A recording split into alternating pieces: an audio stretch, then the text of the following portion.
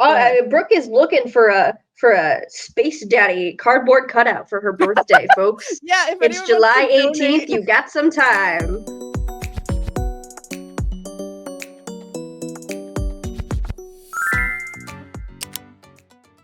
What's up, Yap Squad? Welcome to another episode of Yap Sesh podcast. If you're new here, I am one of your hosts, Brooke, and I'm here with my bestie, Sawyer. Hello. We're always happy to be here. We just had an amazing conversation with our wonderful guest, who you will meet in just a few minutes, because that's how editing works and time travel. But Sawyer, what's up? Oh, not much. Just busy editing a podcast that did really well in its first episode last week. It did. We released our very first episode. At the time that we are recording this, our first episode has released, and our second episode with our first guest on will be releasing this week. And yeah, it has gone amazing, very swimmingly, better than I could have hoped. We are close to 100 subs on YouTube already. We had a bunch even before posting a video. And as of today, we are also now on Spotify. So if you, for some reason, don't want to see our beautiful faces, or like, I don't know, care about driving and not, looking at your phone. And anyway, if you listen to, if you prefer a listening podcast instead of a watching podcast, you can check us out on Spotify. We also just put up a poll on our Twitter X account. I refuse to call it that. I don't care. Asking where else you would like to check us out, because we have, there's Apple Podcasts, there's insert other podcast place here, so we're open to uploading our episodes pretty much anywhere if people are requesting that. But yeah, great first episode, and shout out to all the haters. Just a quick shout out to all the hate comments, because y'all give us the engagement for free. And I get to laugh about it. We get to laugh about it, and the pinned comment. Yeah, the pinned comment on our first episode on YouTube is one of those hate comments, because I mean, you're asking for the attention. Why don't we give it to you? I mean, if you're gonna come at us with creativity, why not? Something very exciting that we will be working on, some more updates here, is that we are going to be working on a drum roll Patreon. It may or may not be set up by the time this airs, but we will be working on it. Keep an eye out on our other socials for updates, but I think it's going to be really fun. So all of our normal episodes are going to be released for free anywhere you like to listen to things. Like we said, YouTube and Spotify right now, and maybe more.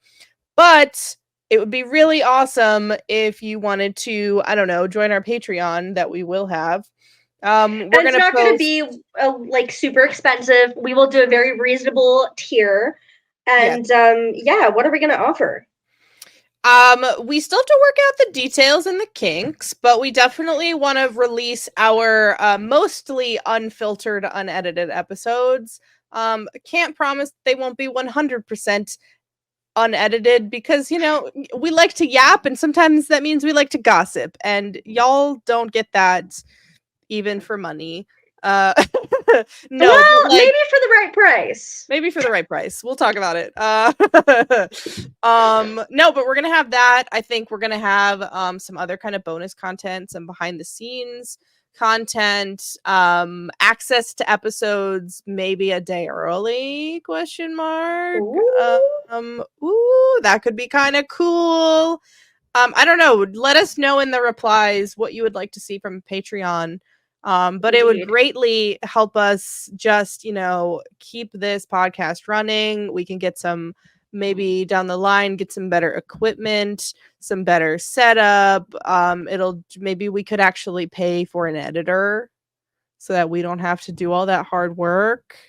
I mean, I think editing, Sawyer's been doing an amazing job editing, and we're doing our hardest, working our hardest on that kind of stuff. But yeah, so that should be with stuff that we're working on, fun stuff in the works. It's also almost June, and you know what June means? It's the gay month. It's Pride Month. Last year, we did not have this podcast, but Sawyer hosted a great Pride live stream slash fundraiser, and it was really fun. I was on there. We had Molly from Star Wars Explained, and she was great. Yes, we did. We raised $1,500 for the Trevor Project, which is amazing. And we're going to do it again. We're going to have a live stream. It is my goal to have a Star Wars spelling bee with a lot of really great creators. So that is the hope, but no promises. We will be giving out prizes to the top donors, and we are picking a different charity this year, but we will be doing a Pride stream, and it will be on this channel. So stay tuned for news on that. We mentioned this, I think, in one of our last episodes, but we want to mention it again. The Acolyte comes out very, very soon. It may already have aired by the time this episode comes out, or it will just about to air. So we are going to be doing bonus episodes every other Friday. So every 2 episodes, we are going to be releasing a nice, fun little recap and review of the 2 episodes that came out. So the premiere will be 2 episodes. So that Friday, you can expect a little recap and review and our thoughts. And then every other week after that, we'll do episodes 3, 4, 5, 6, 7, 8. And I think we'll hopefully have some fun guests to talk about with that.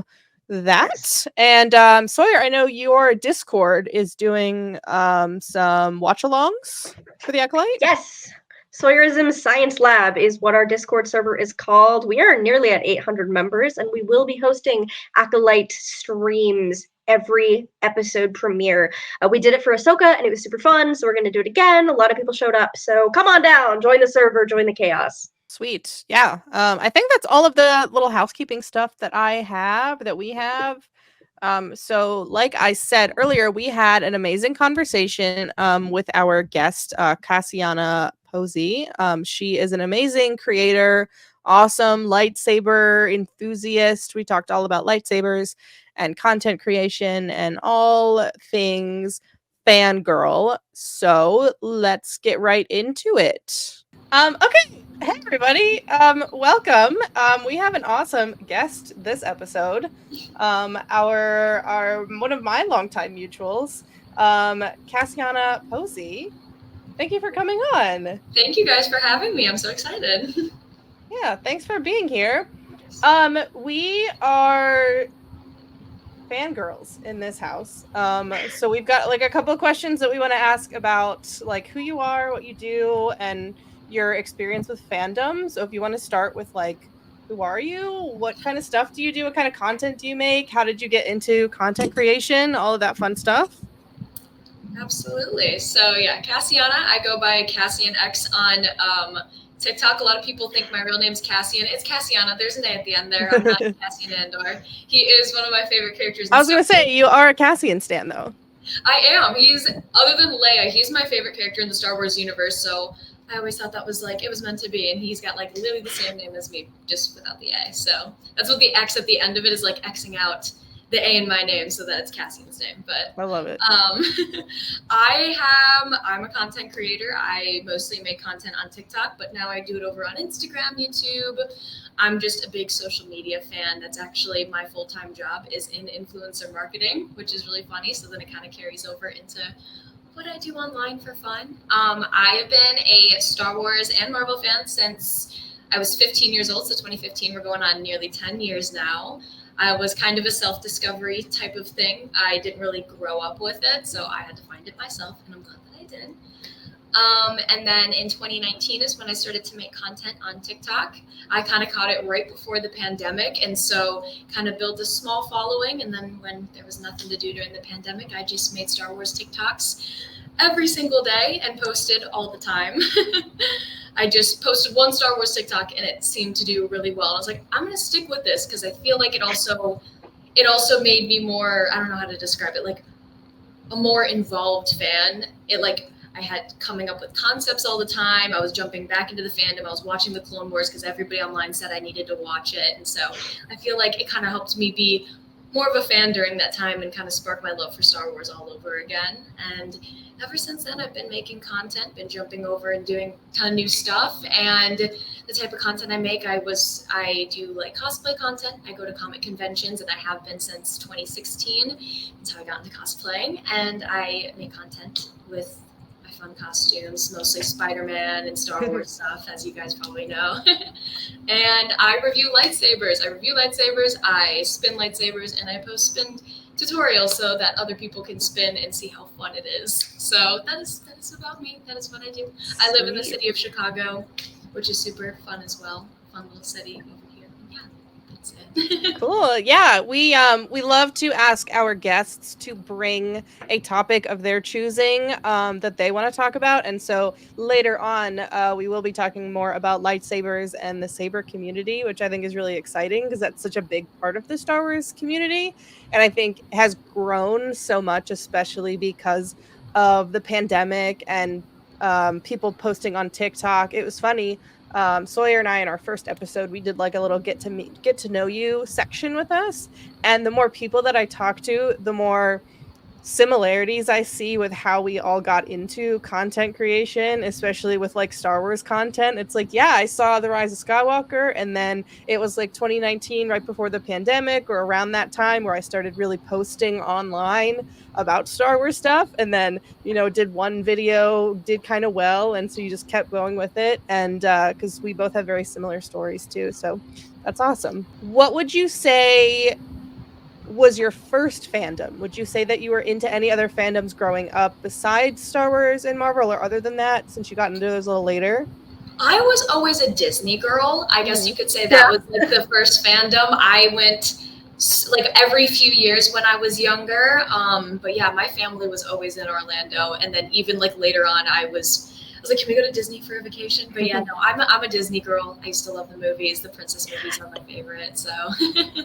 That's so funny because we're also both big Disney people, and also our guest that we had last week, who I guess we could say, because it's been posted now, was Olivia Mary Joan, or the Libra Liv.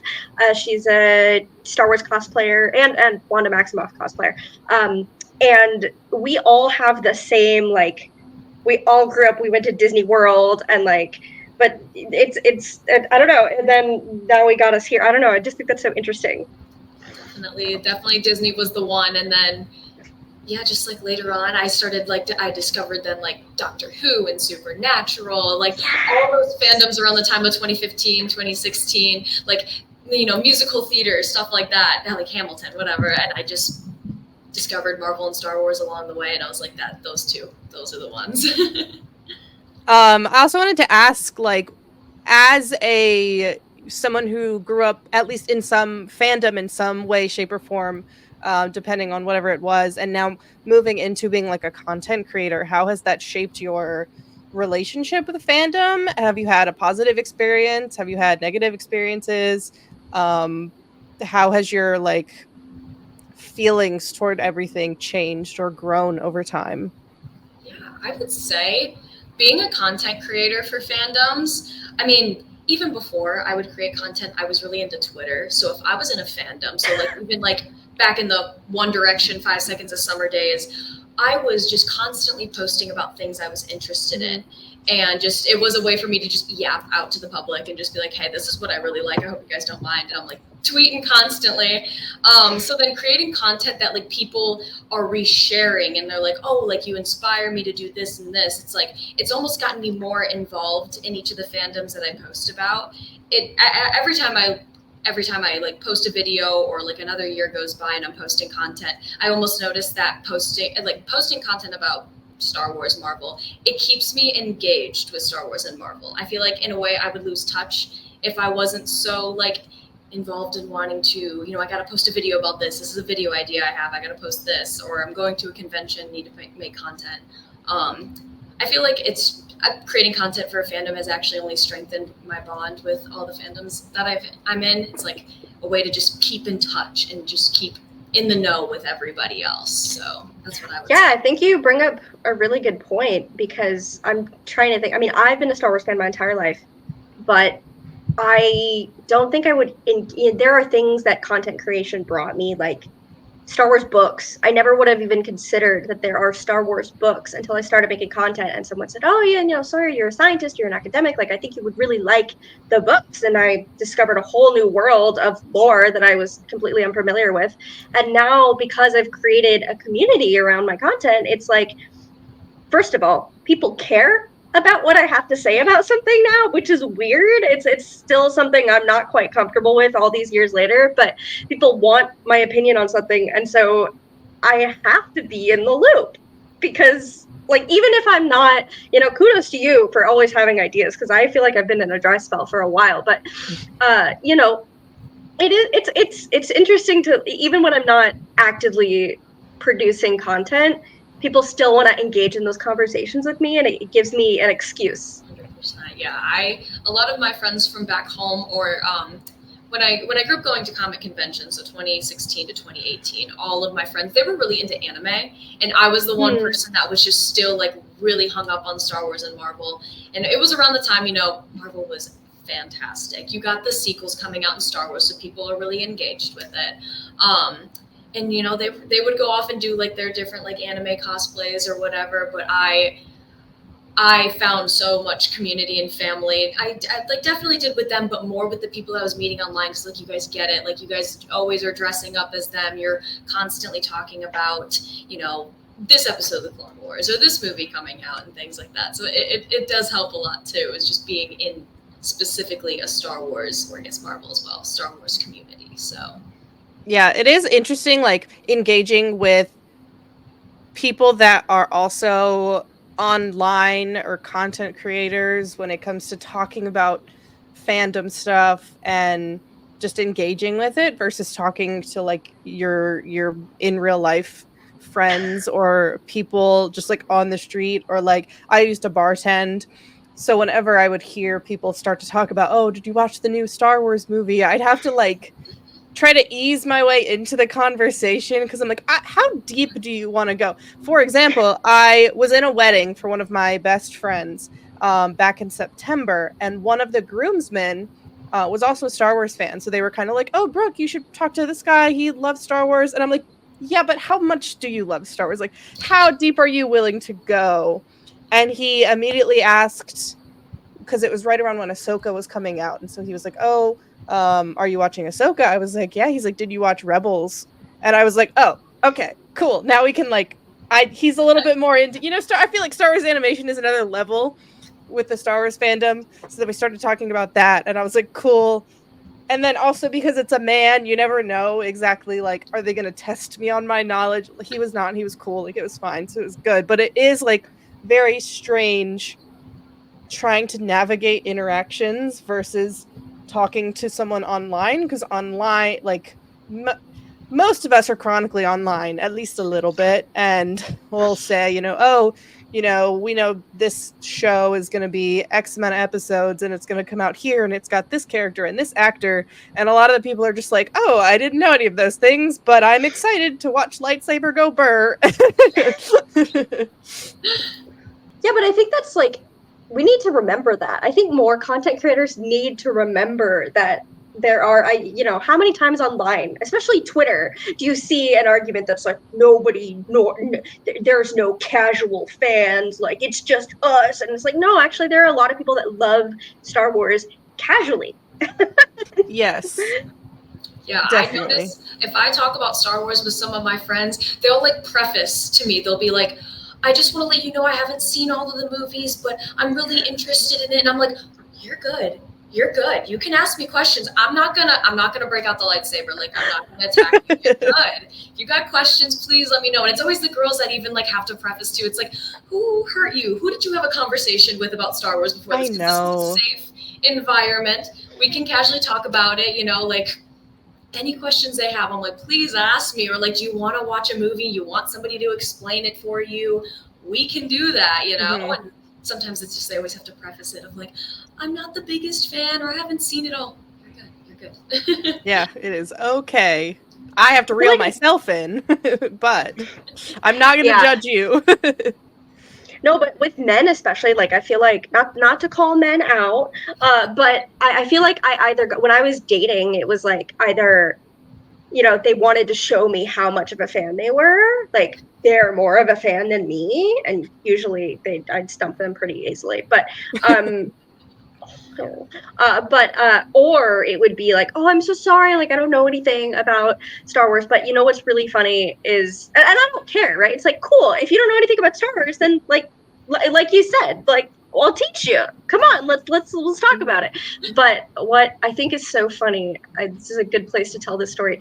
I was in Disney with my partner and my dad and an old professor of mine that I'm close with, and I don't know, I went to the bathroom or something, and I came back, and then like we split up, and I had some alone time with my professor, and we were just talking, catching up because we hadn't seen each other in a couple of years. She was like, so I asked your boyfriend if he likes Star Wars, and he said, well, I thought I did until I met her.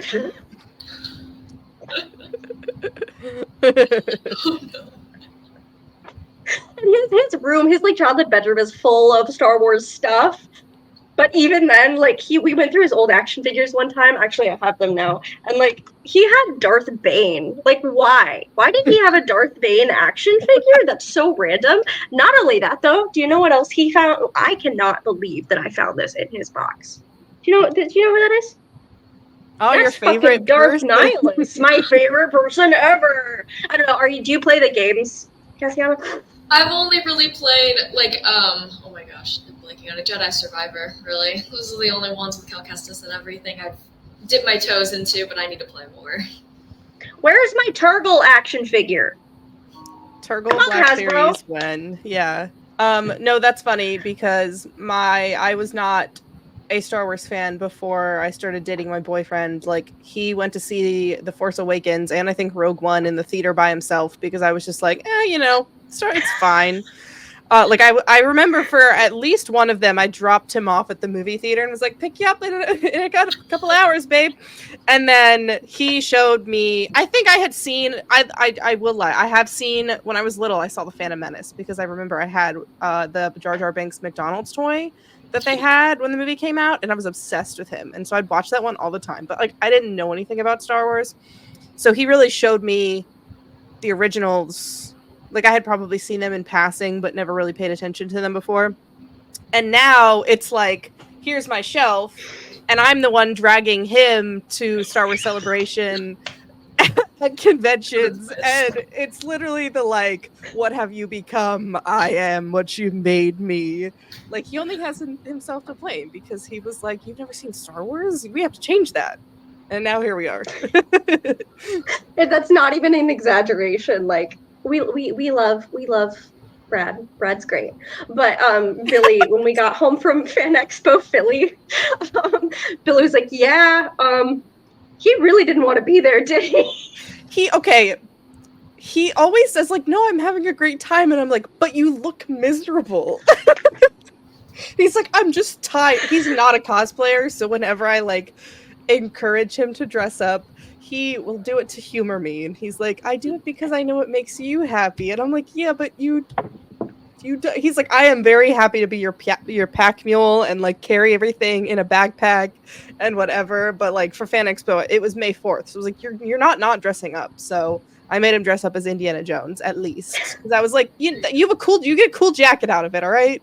I don't have like that type of person in my life. I've like definitely influenced a lot of friends of mine to like check out Star Wars and Marvel. And I've had those people too that's like, I am somewhat of a Marvel fan, or I've like actually seen all the Star Wars movies because of you. And it'd be like a friend in real life or somebody from high school. And I'm like, hey, I made an impact. Or like I'll make my parents watch stuff. And that's even like funnier. I showed them the entire Guardians of the Galaxy trilogy, which showing that to like parents who are just not really well versed in like the Marvel universe is like, what am I watching? But it's like, hey, it's pretty good. Or I got my dad to watch Mandalorian, and he loved it. He did one of those things where he walked into the room like, oh, what you watching? And then stood there for the entire episode. Because, Yeah. So. I love that. That's funny. I think my parents started watching The Mandalorian because that's like around the time that I started making content. But then they just got into it, and like, I should not be admitting this. I did not ever finish Ahsoka. I need to. But my mom called me and she was like, explain these characters to me. What's going on? They finished Ahsoka. They loved it. I was busy. But you know what? I think it's great when our parents get involved with that. 100%. My dad will like, he always asks me like a million questions about my lightsabers. He'll come in and like try to like, he'll come into my room and he'll grab one and he'll start messing with it, and then he goes and like tries to terrorize my cat or my mom. And he's just like, how do I change its color? How do I swing? How do I do this? How do I get blaster like options and stuff like that? And I was like, I'll show you. Give me the hilt. And so it's kind of funny when he gets involved too, because I feel like he grew up with Star Wars. He didn't show it to me, but he grew up with Star Wars and loved Star Wars. That was a betrayal for not showing me when I was younger, but we're past that. So it's like his childhood almost like reigniting like a little bit, and I always think that's kind of funny of like watching your daughter like get like be so obsessed with Star Wars, something that you grew up with, and now she just has like a million lightsabers in the corner of her room, and you have to explain that to people. Okay, so how many lightsabers do you have? What a great segue into our next topic. Crazy. So everybody always asks me, and I'm like, I don't want to sound like insane, and you know, a lot of them are for reviews, so it's like I try to be as like humble as possible because I'm very thankful. So I've actually never said this number on the internet when people ask, but I have 2 also arriving soon. So in total, I have 45 lightsabers. Wow. Yes, I have a crazy collection. And I've given some away, or I've let some people use them. I have some back at home. My dad likes to play with them sometimes. But yes, my total number is 45. And you have your own lightsaber, is that correct? I do, yes. That is the. Do you have it? Can we see it? Can we show the camera? I'm a. I have my big stand over here next to my desk. Okay. She's definitely not charged because I always accidentally leave my lightsabers on and never fully turn them off. But this is the Kassa saber from Saber Theory. It is pink and brown with gold and a little bit of silver detailing. I love that. Now, gorgeous. I would love to hear more about like the collaboration process with how that came to be. Did they approach you? Did you approach them? How did you design it? All the details. Absolutely. So it is from Saber Theory, and I've worked with them for months and months. I was exclusive with them for quite a while. Still love them. Still will do stuff for them. But they were like the second lightsaber company I ever worked with, and they just continuously reached out to me. And one of my first videos that I did with them, it was with Cal Kestis' saber.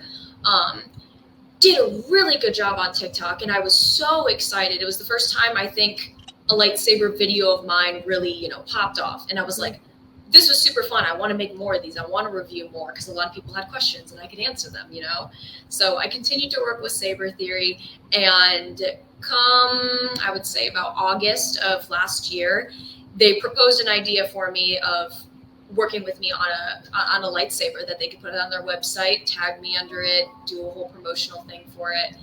Obviously, I jumped at the opportunity. I saw Luke's lightsabers and Tuka Dylan. They both have their sabers through him. I think somebody else does as well. So I was like, I'm next. I want to this. This is so cool.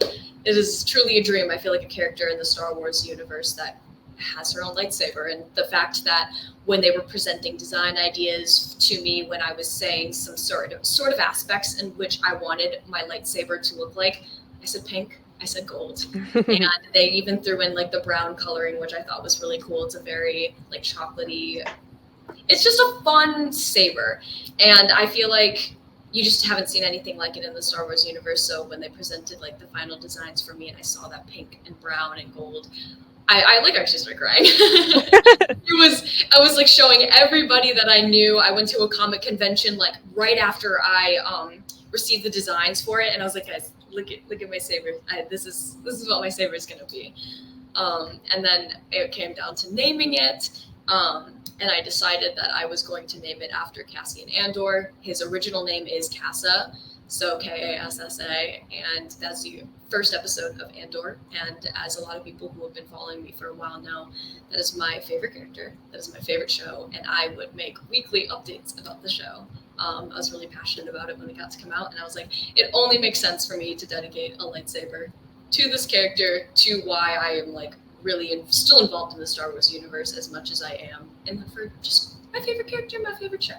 So yeah, and not everyone can say that they have like a lightsaber that is specifically for them, which is so cool.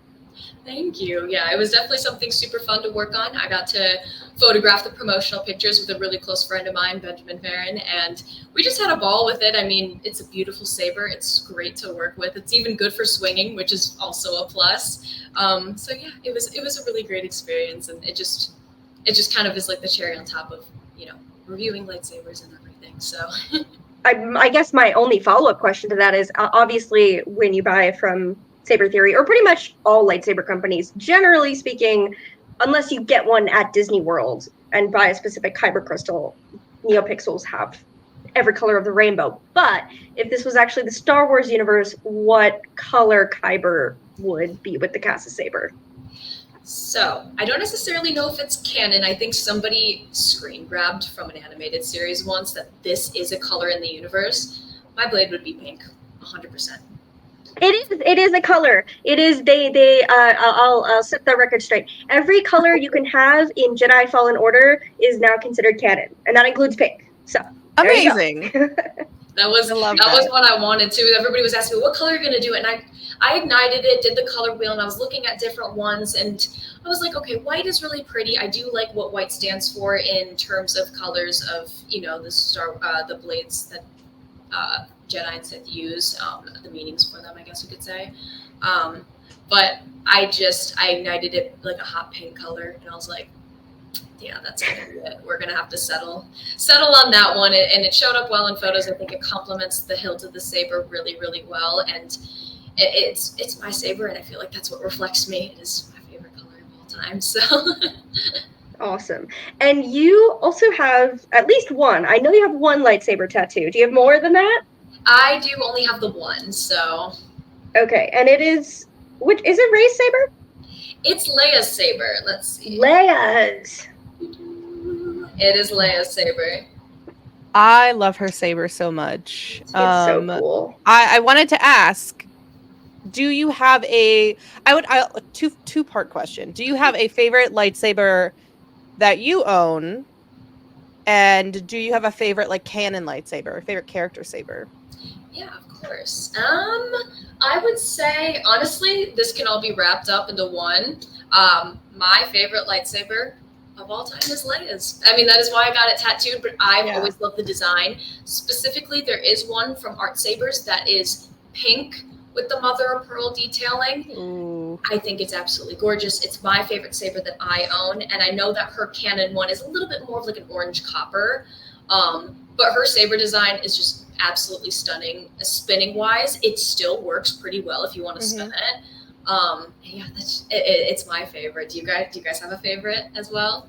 Yeah, mine is Rey's, which is why, I mean, I guess from that tiny detail, I couldn't tell, but no, mine is Rey's, and that is the only, actually, it's not the only, because I have these Ahsoka sabers, but besides that's the only, like, canon hilt that I own. Is I splurged and I bought myself Rey's saber, because it's just, I think it's so symbolic of her character and the journey that she goes on, and I also just think it's so unique and so gorgeous. What about you, Brooke?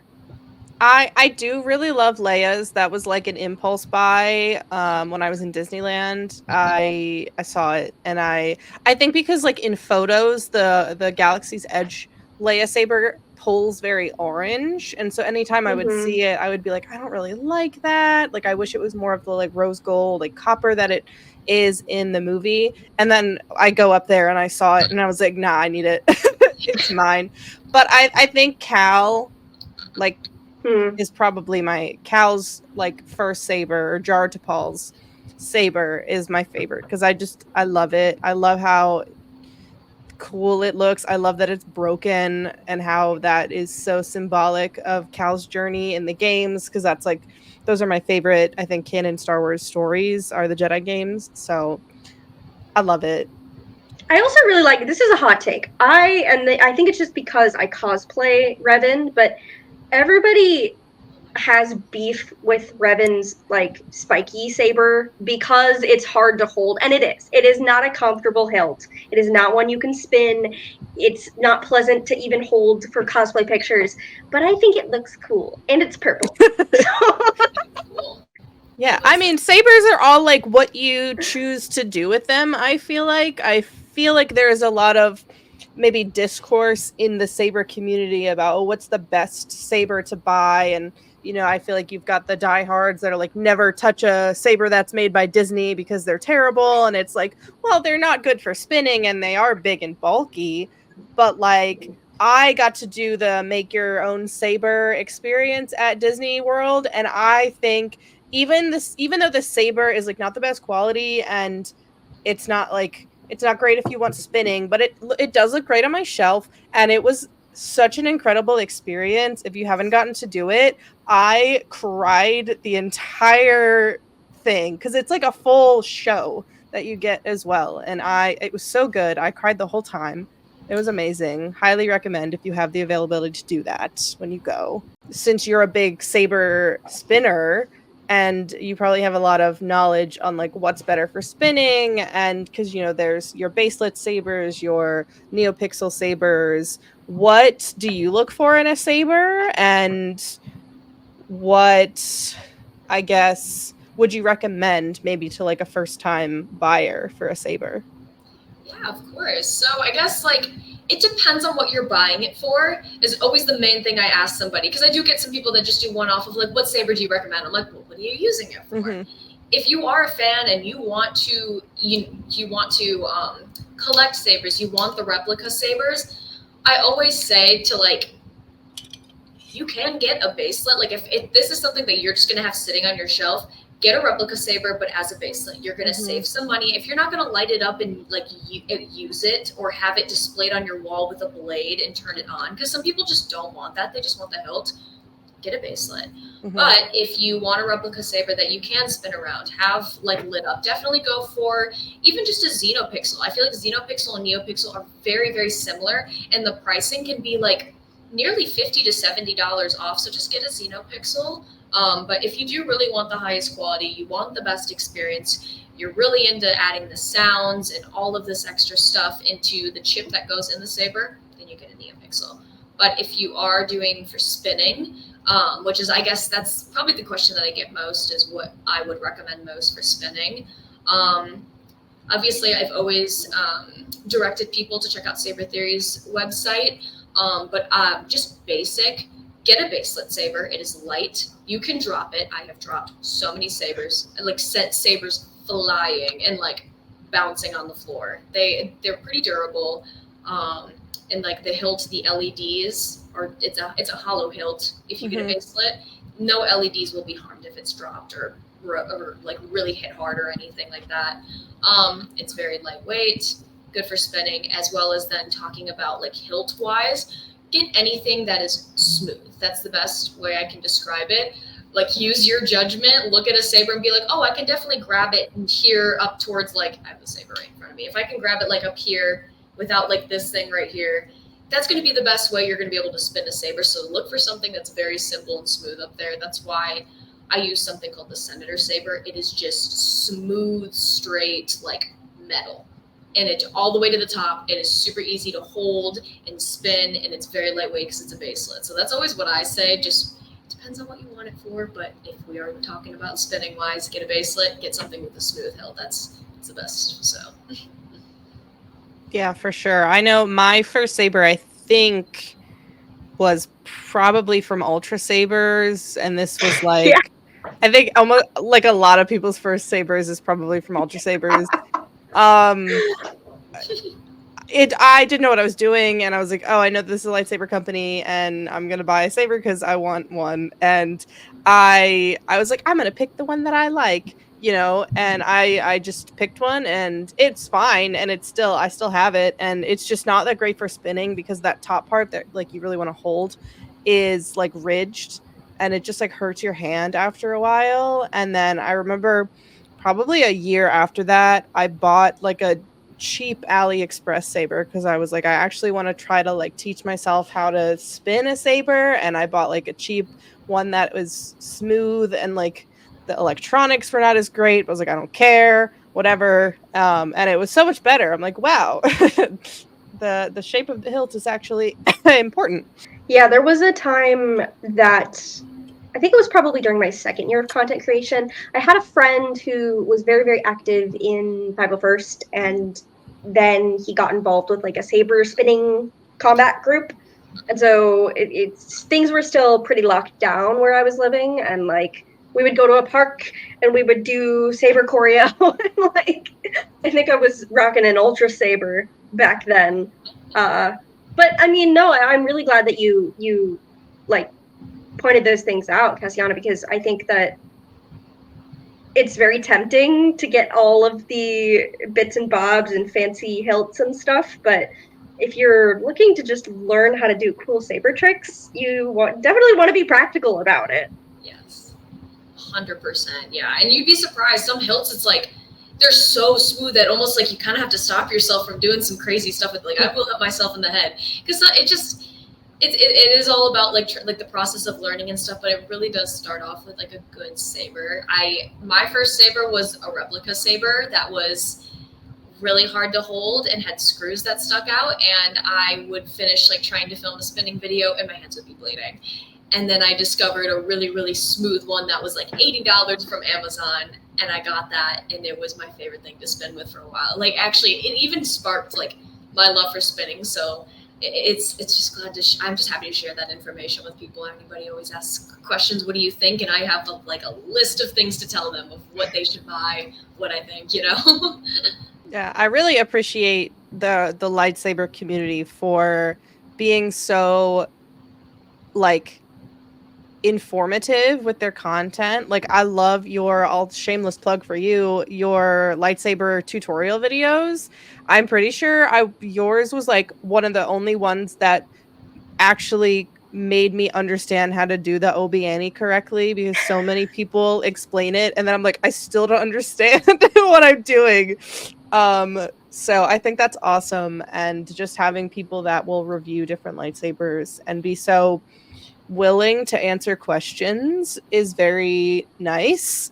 Because we do have a lot of good lightsaber companies now, but there are also a lot of not so great ones out there that are really just trying to sell you shit without diving into making sure that like their customer is getting the best saber for what they want to use it for. So there's nice. Definitely, if you just come across a saber company that obviously it just seems more like a scam or like you come right away, I always feel bad when that happens to people, even for ones that I've even recommended in the past. It's like that just takes away from the experience so much. Like you were so excited to get a lightsaber. That's a big, it's a big investment for some people, 100%. Mm-hmm. So it's like you want that experience to be so great. So that's why I've like really gotten I've gotten really stingy on like who I work for, who I like promote and stuff like that. But I also want to make sure that like I am being honest with everybody. I'm reviewing sabers properly, and I'm also reviewing like a multitude of sabers so that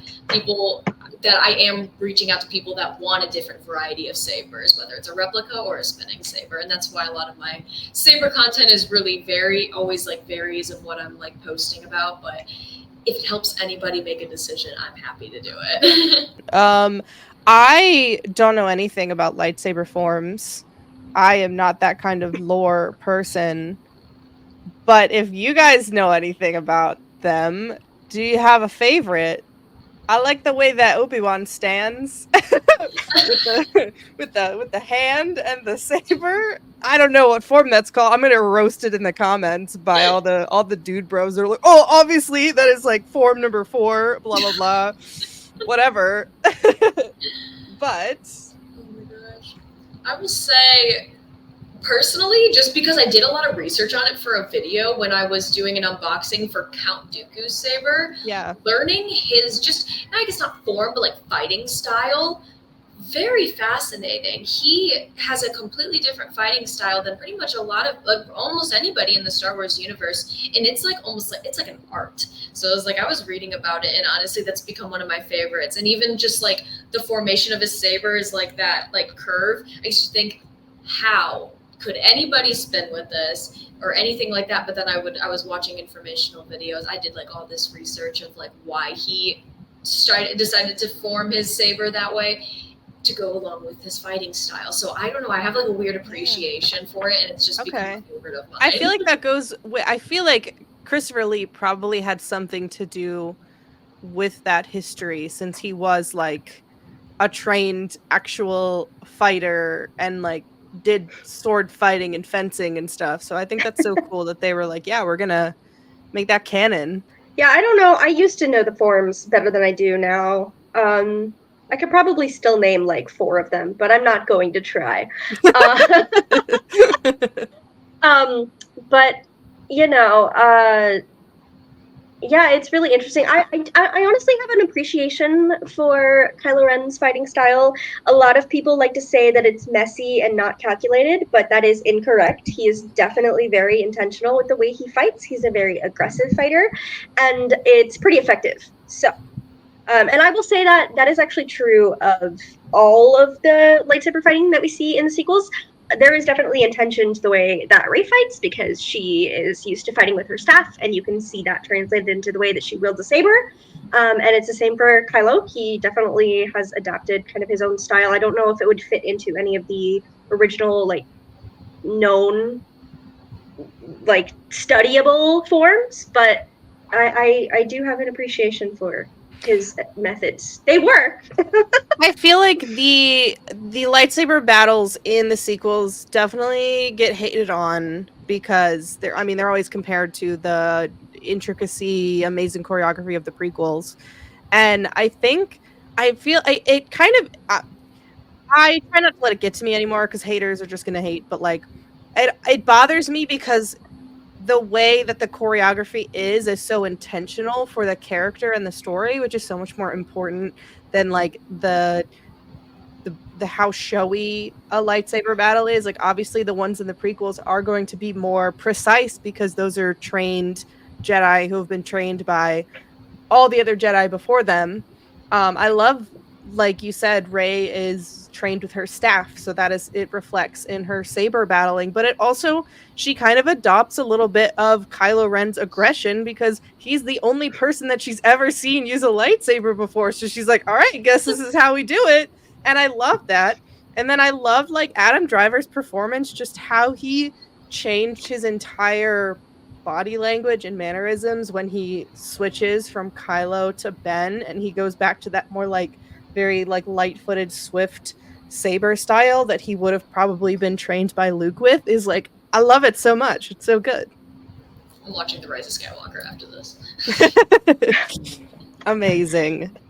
I wanted to ask about, or I guess bring up, how cool I think these lightsaber meetups that they do in Galaxy's Edge are, and I have not personally gotten to go myself, but I think they're so fun. And I've seen, people will bring their lightsabers they bought, their lightsabers they made, their lightsabers they, didn't get in Galaxy's Edge, and just seeing them all light up at once is so cool. And I know like Ashley Eckstein has gone to a few of them, and I think it's really cool, and it's such like a testament to how strong, or how there is such a positive area of the fandom. It doesn't matter where you got your lightsaber from. If you have one, come bring it, and we're all gonna light them up because we're all Star Wars fans. I think that's so cool. I feel like it's almost like just the characters in the universe just like coming together almost. Just, it's kind of crazy because I feel like that's like another aspect of it. It's like how many people show up and everybody has a different saber from different places, but it's also like people have ones that are like completely one of a kind. Like they chose their own hilt and the color that they chose to light up with when they're in public. It's just like their characters in the Star Wars universe. I think it's just so beautiful. I'm so jealous of everybody that's ever gotten to experience it. I remember seeing this picture a long time ago. It was a very famous picture of the Rey cosplayer at Disney, and all of the lightsabers lit up overhead, and she's looking up at it. It was one of my favorite photos of all time. I think it's so beautiful, and the fact that it took place there and a lot of people experienced that, I'm very jealous. It's kind of dying down a little bit. I've been struggling to really figure out how to like amp people up. That's why I've been in my little gym trying to film new tutorials and stuff. I'm like, guys, lightsabers are still really cool. Not even like the fact of like, not even just to like, use my code or anything, just like, please keep it going. If you don't have a saber, like I hope you get one day. I think they're the coolest thing to experience. I've gifted like 3 people in my life a lightsaber because I think that they just, if you're a fan, you need a lightsaber. And I'm like trying to spark that interest of people again, or even just like specifically the female audience. I like try to make videos kind of fun and cute and like cool transitions. Like please try to catch people's attention. Like if you're a Star Wars fan, even if you're a girl, you need a lightsaber too. Yeah, and you know what? I think that it's when I think of like saber tutorials, and when I think of the people that I've learned how to do like lightsaber skills from, and just the people that I think of when I think of lightsaber content creation, all of them are women. Mm-hmm. It would be you, it would be Carly King, and then it would be Michelle. I can't remember her last name, but the woman on YouTube that's like a professional martial artist. Yeah. Do you guys know who I'm talking about? Yeah.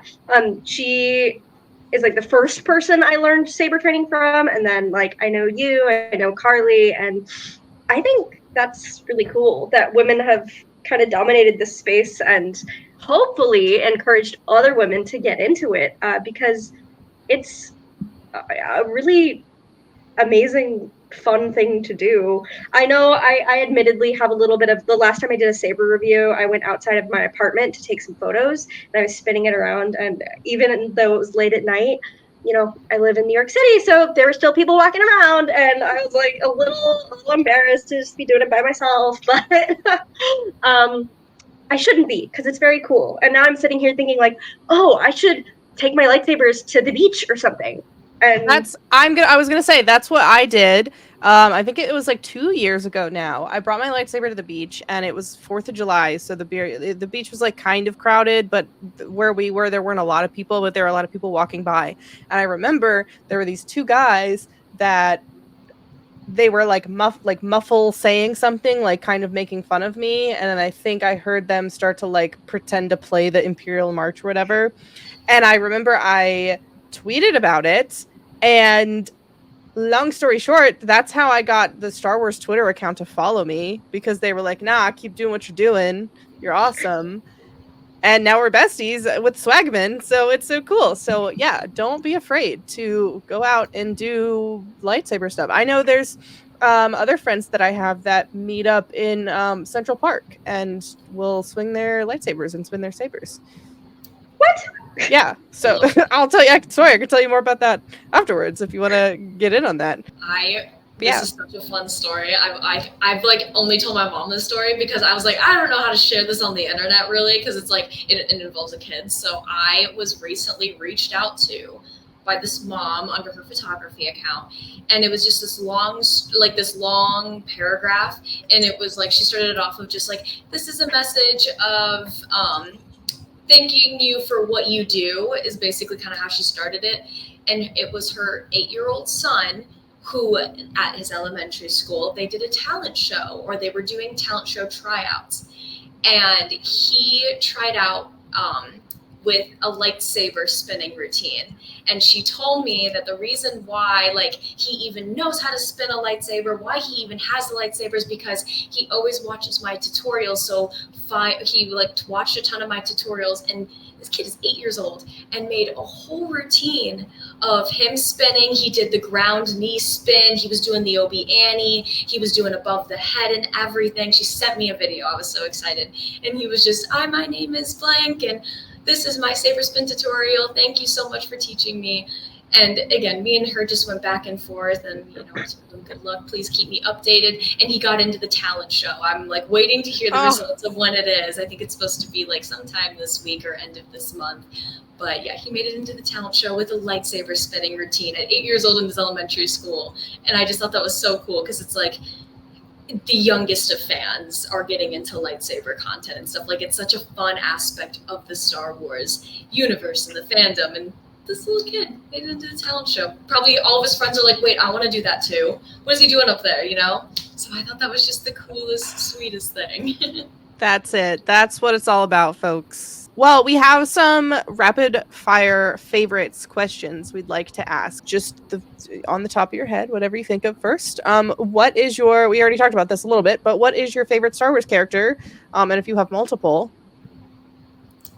Yeah, so first up is definitely like all-time favorite is Leia Organa, of course, but a close, very close second is Cassian Andor. Favorite Star Wars movie? Rogue One. Very nice. Do you have like a top 3? I know it's like controversial to, you know, rank your Star Wars movies on the internet, but if you had to pick a top 3. Yeah, I made a ranking last year for May the 4th, and then I was like, I'm just not going to go through the comments after I post this. Yeah. But my top 3, my top 3 is Rogue One, Empire Strikes Back, Revenge of the Sith. Very nice. Do you have a favorite Spider-Man story, whether that be from the movies or show, games, comics? I think it's just because I am like his #1 fan and have been since the day he was announced as Spider-Man for the new series. But Tom Holland's Spider-Man will always be like near and dear to my heart. I think also because that was the first Spider-Man like series that I was like, I went to the theaters and saw. I was really involved, and I watched, you know, things get released on Twitter for it. I was always there for that. And his Spider-Man depiction is just incredible. I love him. I think that's my favorite Spider-Man like storyline is his. Very nice. Which of the 3? I was gonna say. Which one do you like best? Which of the 3? Yeah. Which of the 3 Tom Holland Spider-Man films are your favorite? I have to go with No Way Home. I know some people are kind of turning on it right now, which I don't know why. People are like, can we admit No Way Home was not very good? I'm like, no, it's amazing. I think that drives me revisionist history. Thank you. I know. I see it on Twitter, and I'm like, whoa. When did we start doing this? But no, I think it was the theater experience, pre and post theater experience, even just like being on Twitter when the trailer was dropped, and like, you know, all of the photo dumps and just everything about that movie. You have the 2 other Spider-Mans coming back. You have the old villains. Like, it is the perfect movie. Matt Murdock. And he killed it. Tom Holland kills it in it so well. Oh my gosh. Do you have a favorite theme park?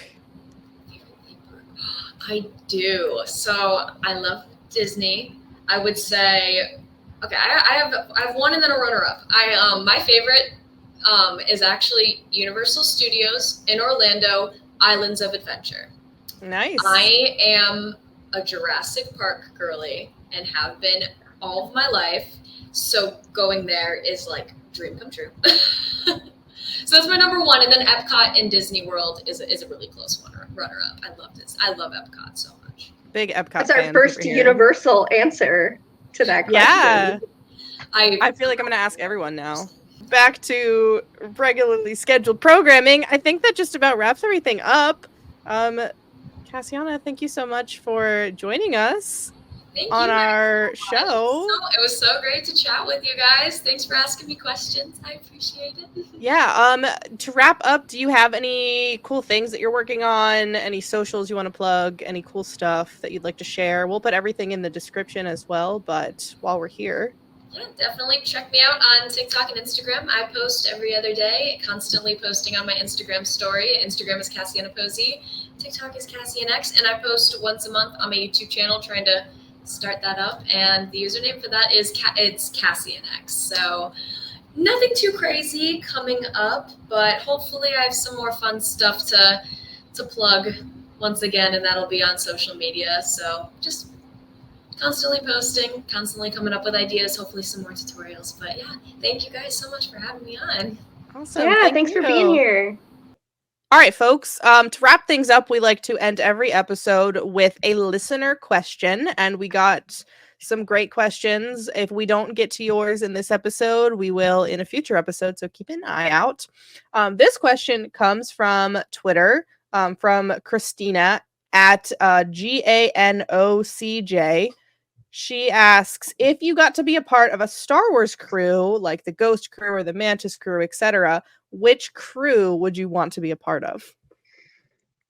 That is a really good question. I feel like my immediate answer would be Ghost Crew, just because we love Rebels in this house, and all of the characters are amazing and super fun.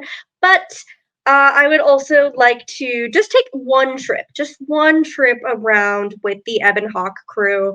I would really like to talk to HK-47. I mean, he would hate my guts just based on my species alone. But I would really like to have an in-depth, long conversation with Jolie Bindo.